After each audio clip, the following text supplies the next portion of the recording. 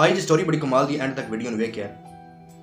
कोई फकीर सी ते वो किसी दे बूह ते गया ते सदा लाई, आंदा है कि अल्लाह दे दित्ते रिज़िक विच कोई थोड़ा जिहा मैनूं भी दिओ, अल्लाह तुहाडा भला करे ते अल्लाह तुहानूं होर देवे। जिल्ले वो जनाब इस तरह की सदा लाई, अंदरों एक चौधरी निकलिया, किहड़ा वो बंदा जिंदा घर सी, बाहर निकल के आके उन्होंने आंदा है कि फकीरा तू सदा किवें दी लाई है? ये मैं अपनी हथी अपनी मेहनत नाल कमाया है, तू आना अल्लाह दे दित्ते चो मैनूं कुछ दिओ, चल बच जा कोई नहीं। अगों फकीर आंदा है इन दियां गल्लां ना कर, ये दित्ता तैनूं रब ही है, ना शुक्रिया रब दी ना कर, अल्लाह दित्ता है तैनूं, अल्लाह दित्ते रिज़िक चो ते मंगदा पिया, ठीक है। वो आंदा नहीं नहीं, ये मैं अपने हथी जमा किया है जो रिज़िक है मेरे को, अल्लाह मैंने नहीं दिता, मैं अपनी मेहनत नाल कमाया है। अगों आंदा है कि अल्लाह मैंने दिता है रिज़िक ना, सवेरे मैं रोटी नहीं खानी, अल्लाह मैंने खवा के भी खावे।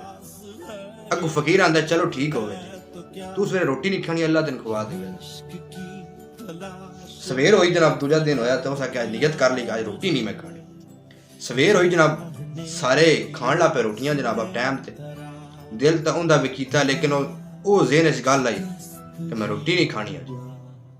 लम्मा पिया पर सुकून कोई ना होना, दिल करे रोटी खान तो भुख जो लगी आई, तो मैं बाहर निकल चलना। बाहर निकल गया, बाहर गया जंगल अल निकल गया। उधर किस टाइम जंगल अल गया ना, उत्थे जाके एक दरखत हेठ बह रहा, भुख बड़ी लेकिन लगी, झट लगा तो आंदा मैं लम्मा प्या रहना। लम्मा प्या जनाब, लम्मा प्या ते पासे पुसे मारे लेकिन उन नींदर कोई ना आवे, उठ के मुड़ बैठ। अचानक उनकी नजर पई जनाब, एक बर्तन नजर आया उन्हें, थोड़ा ही दुराडे बर्तन टिफन पिया, जाके वेंदा है ते विचों जनाब चावल सब्जियां ते रोटी मतलब खाना आया खान वास्ते।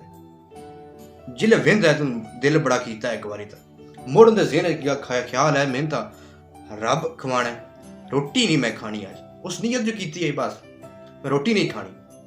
वो वेंदे पिया, अचानक उन्होंने घोड़ियां के पैरों की आवाज़ सुनी भी, घोड़े जिवें दौड़ते आउंदे ने। वेंदा ते कोई 3-4 घोड़े ने, 4-5 वो लगे आउंदे ने, उत्ते बंदे भी हैं, डाकू ने। वो भज के जाके दरखत दे ओले हो गया पीछे। जिस टाइम ओले दरखत होया तो घोड़ियां वाले उतने कोल आ गए।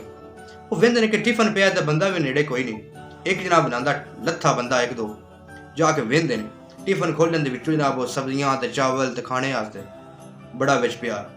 एक आंदा एक भुख तो लगी है लेकिन दिल नहीं करता पे खा लवा, ताज़ी बनया है। अगों आंदा नहीं दूजा ना खाइए, हो सकता है कि साडे किसी दुश्मन की साजिश होवे, उन्हें विच कोई जहर शहर ना मिलाई होवे, ये असीं खाना नहीं।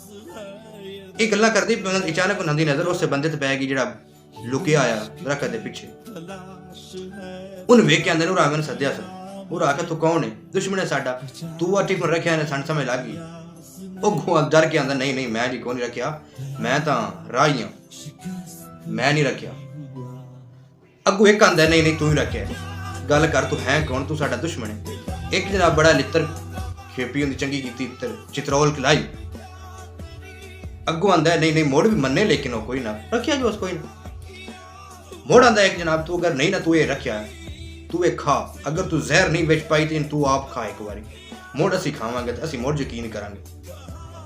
चित्रोल चंगी पट के मोड़ धक्के नाल खवाया ने केड़ी हर शाही, जिले खा के रज गया ना, मोड़ नन भी यकीन हो गया कि वाकई ये इस सही आया, मतलब इस ये नाइट टिफन रखा। तो बाकी भाईजान सारी स्टोरी सुनाने का मकसद ये कि यार रब जिहड़ा ना, रब जिवें चाहे उंज कर सकता है, रब नाल कदे जिद ना लाओ। ये बाजी तुहाडे वास्ते बड़ा सबक अमोज है, ठीक है। रब नाल जिद लाओगे तो तुहाडा नुकसान ही होगा, फायदा नहीं है, ठीक है। अल्लाह जिवें चाहे उंज कर सकता है। अजकल जनाब लोग आते हैं कि साडी मेहनत ये तो वो, अल्लाह जिवें चाहे उंज कर सकता है, ठीक है। अजकल दौर बड़ा अजीब जिहा आ गया जी, अल्लाह तो बेतबार समझना भी, अल्लाह है ही क्यों नहीं समझ लेना। बाकी नाउज़ बिल्ला असी तो नहीं कह सकते, अल्लाह हर वक्त मौजूद है, अल्लाह हर वक्त साडी गल्लां सुनदा है, ठीक है। तो बाकी गल पसंद आई हो तो लाइक शेयर जरूर करिए, तो दिओ इजाज़त।